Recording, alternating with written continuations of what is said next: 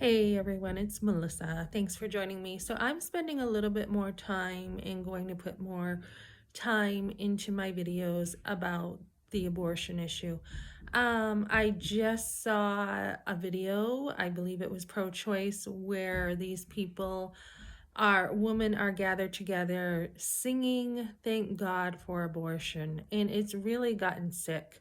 It's just awful, these women, celebrating the death of children. Um, I am going to a pro-life event this month, and I will be covering that, and I'm really looking forward to it. We will be standing for life. Regardless, we are committed to life, regardless of what happens in that context. So we see the pregnancy centers being vandalized. We see our voices being shut down.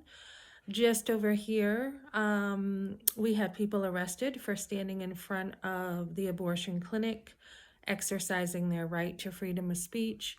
We've heard already in the pro-life movement of a famous pro-life author having the FBI go to his home with, I think it was 12 police cars at least, and guns, and terrorizing his family with 7 kids. Um, we need everyone to be standing for pro-life as much as possible because this is so Satan driven. It's come to the point where years ago, if a woman had an abortion, it was shameful. You never talked about it again. And in fact, I met a woman last week and we talked about the abortion issue where she had friends who, she's older than me, and so she would know this generation. She's much older than me, and she had friends who had the back alley abortion, and it was something that she said you never talked about it again. Nobody knew. It was shameful. It was an awful thing. And now we're hearing women celebrate this. And I just heard a woman today say, well, we're going backwards. Our rights are being taken away. Sometimes I misspeak. Don't understand if I say something wrong. In my last video, I said pro-life when I should have said pro-choice. Sometimes I get ahead of myself. Um, so yeah, so this woman is saying, we will have to be more careful of who we sleep with.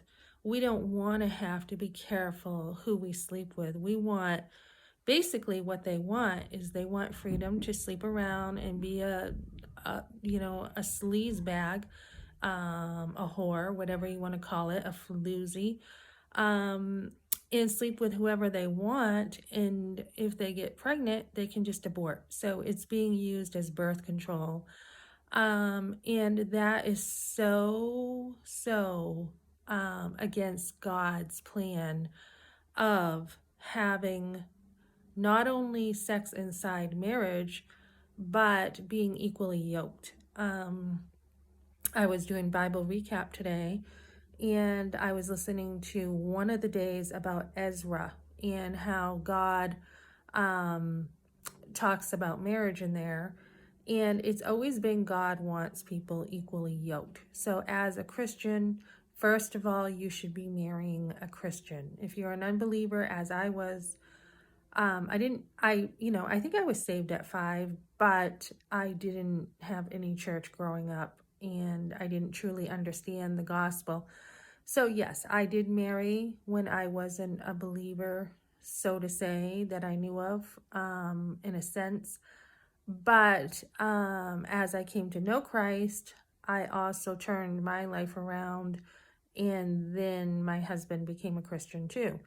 So, God does work in those ways, that even if you haven't married in the faith, He wants usually the unbeliever to stay with the believer if you're already married so that your whole family can be saved. Um, so, I know for me, my grandmother was Catholic and I believe my grandfather was Protestant. So there was some unequal yokeness there. But God can, if you've already, gotten married, it doesn't mean you necessarily get a divorce over this.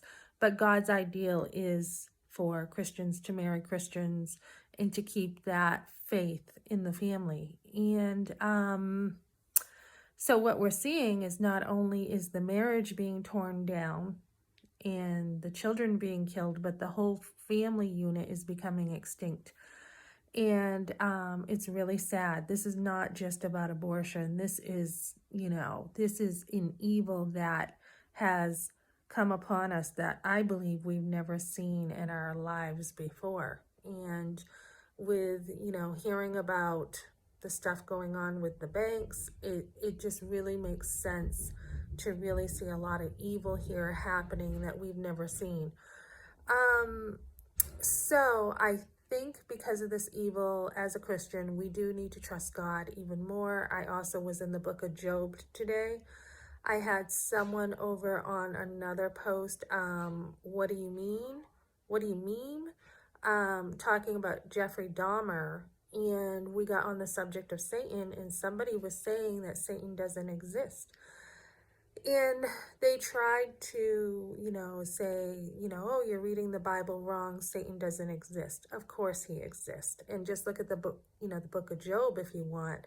We see Satan testing Job. God allows it, but God also limits the evil. He does limit it. And he says, you're not going to have Job's life. And so, same thing with abortion. God will have a limit eventually on this and say no more. And I believe that time is now. I believe that where it's gotten so prevalent, I believe it's time to say enough is enough. And this bloodshed is sickening. So I will be talking about abortion more and putting my efforts into that, as I've had a lot of time to develop myself.